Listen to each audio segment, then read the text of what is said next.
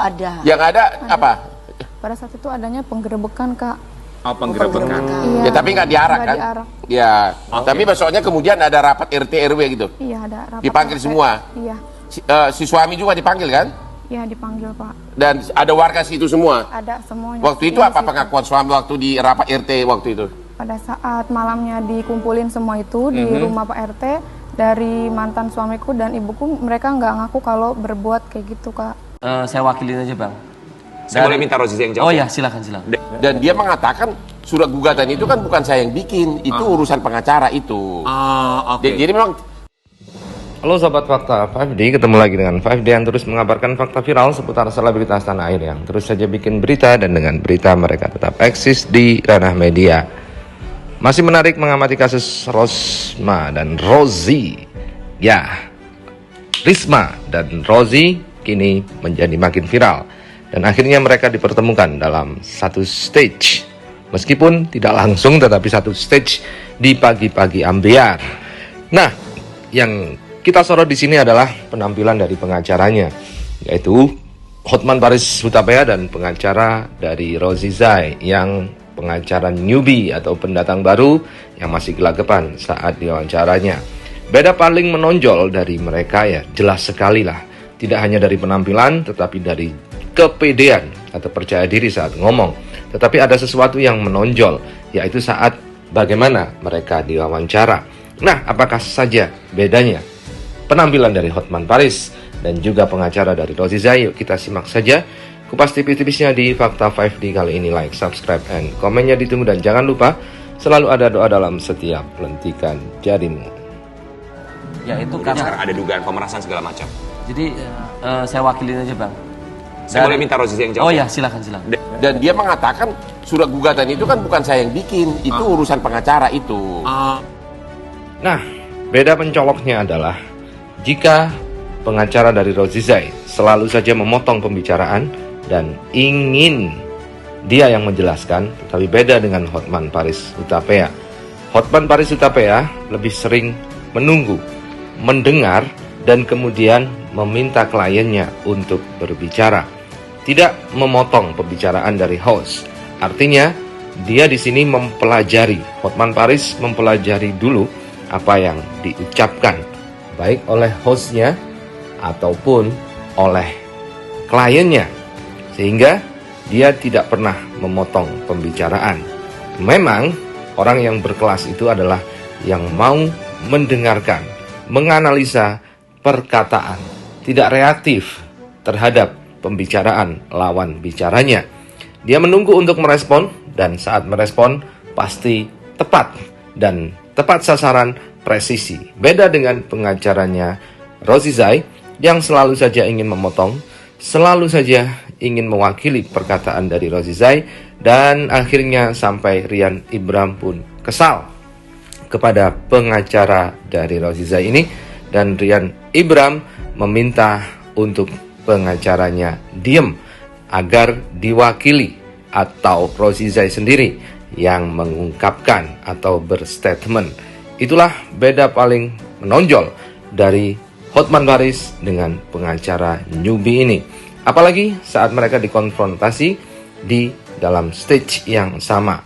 Waktu itu, apa yang dikatakan oleh pengacara Rozi Zai kemudian diputarkan video dari Hotman Paris yang kemarin, sehingga pengacara ini pun ketar-ketir, guys.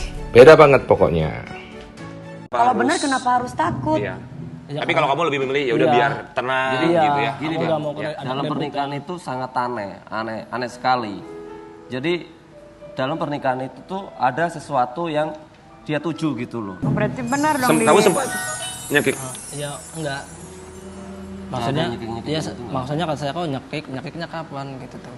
Padahal pas pertama dong yang apa kejadian ngambil BPKB itu. Jadi gini, Bang, waktu itu terjadi peristiwa ya, saudara R ini datang ke rumahnya, yaitu Udah, karena sekarang ada dugaan pemerasan segala macam. jadi saya wakilin aja, Bang. Saya boleh minta Rozi yang jawab? Oh ya, silakan. Nah, tahu sendiri kan ya, setiap Rozi ngomong dipotong, setiap ada pertanyaan dipotong, dan setiap Rozi ingin menjelaskan dipotong lagi. Intinya dia kepingin dominan untuk berbicara. Karena mungkin ini adalah kesempatannya untuk tampil di depan publik. Sehingga dia ingin menunjukkan jati dirinya, penjelasannya kepada publik. Pengacara baru sih, maklum saja, pengacara pendatang baru. Beda banget dengan Hotman Paris yang memang sudah terkenal, sudah malang melintang di dunia televisi. Jadi dia tidak ingin popularitas lagi. Yang diinginkan Hotman Paris adalah membantu Norma Risma untuk menghadapi pengacara dari Rozi Zai ini. Kita simak sekarang bedanya dengan Hotman Paris. Dan dia mengatakan surat gugatan itu kan bukan saya yang bikin, itu urusan pengacara itu. Jadi memang tidak ada, benar kan tidak ada diarah kan? Tapi perselingkuhan itu ada. Yang ada apa? Pada saat itu adanya penggerebekan, Kak.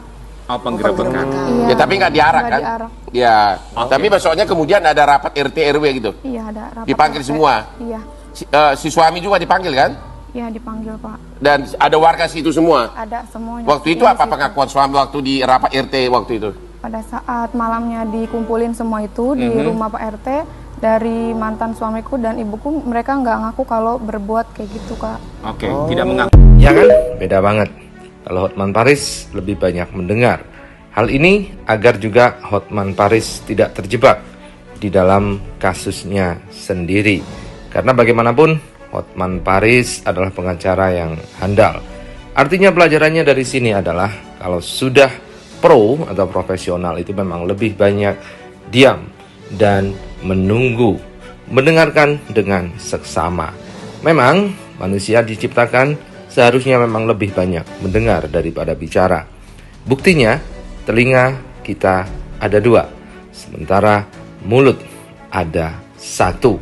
Jadi, kemampuan mendengar, menyerap, dan mendengarkan dengan seksama itu harus dimiliki setiap manusia, melebihi daripada kemampuan dia berbicara. Pembicaraan tanpa pendengaran yang baik biasanya adalah pembicaraan yang banyak omong kosongnya, tidak mengenai inti masalahnya. Akhirnya pembicaraan itu malah banyak menjadi blunder bagi dirinya sendiri. Banyak pepatah mengatakan, jika berdiam itu emas, jika berbicara itu perak, maka diam itu adalah emas. Jangan remehkan orang yang diam, karena diam kadang berarti kedalaman seseorang dalam ilmunya. Sementara ada pepatah juga, tong kosong nyaring bunyinya. Nyaring bunyinya tetapi kosong isinya. Itulah, kosong itu isi, isi itu kosong. Jadi jangan lupa mengosong yang isi dan mengkosongkan isinya, sehingga sesuatu yang kosong itu akan berisi lagi. Ngelantur mungkin, tetapi begitulah dunia ini, isinya macam-macam.